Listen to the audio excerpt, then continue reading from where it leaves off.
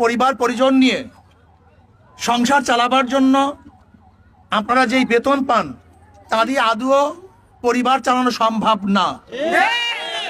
এটা অমানবিক, অযৌক্তিক। আজকে বাংলাদেশের হাজার হাজার কোটি টাকা লুটেরারা লুট করে নিয়ে গেছে, হাজার হাজার কোটি টাকা পাচার করেছে, হাজার হাজার কোটি টাকা ধ্বংস করেছে, ব্যাংকগুলিকে লুটপাট করে তছনছ করে দিয়েছে।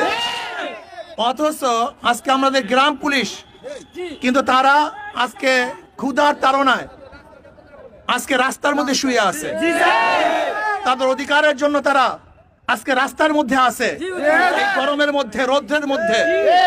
আমি সরকারকে বলবো, অন্তর্বর্তীকালীন সরকারকে বলবো, অচিরেই আপনি আমাদের গ্রাম পুলিশের ন্যায্য যে দাবি আছে সেই দাবি দাবিগুলো মেনে নেন এবং আমাদের গ্রাম পুলিশকে জাতীয়করণের ব্যবস্থা করুন।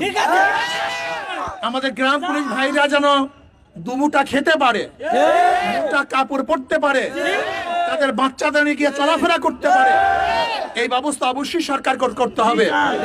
এর জন্য ইনশাআল্লাহ আমি এখানেই নয়, আমি আপনাদের পক্ষে সব জায়গায় আওয়াজ তুলবো, আপনাদের পক্ষে থাকবে ইনশাআল্লাহ। এবং ইনশাআল্লাহ আপনাদের দাবির সাথে আমি একত্রতা ঘোষণা করলাম। ইনশাআল্লাহ আপনাদের দাবি কাজী ইনশাআল্লাহ দোয়া করেন।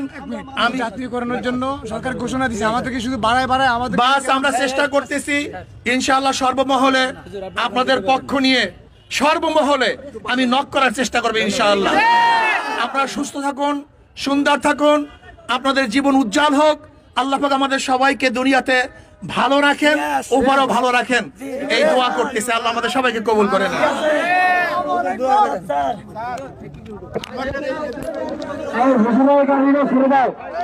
তোমরা আগের মতো রাস্তা প্রয়োগ করো, শুধু হুজুরের গাড়ি না, হুজুরের গাড়িটা ফেলে দিচ্ছি আমার সাথে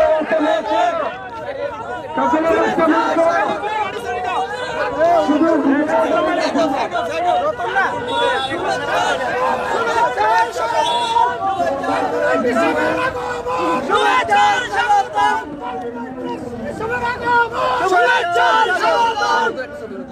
আল্লাহ সবাইকে কবুল করেন।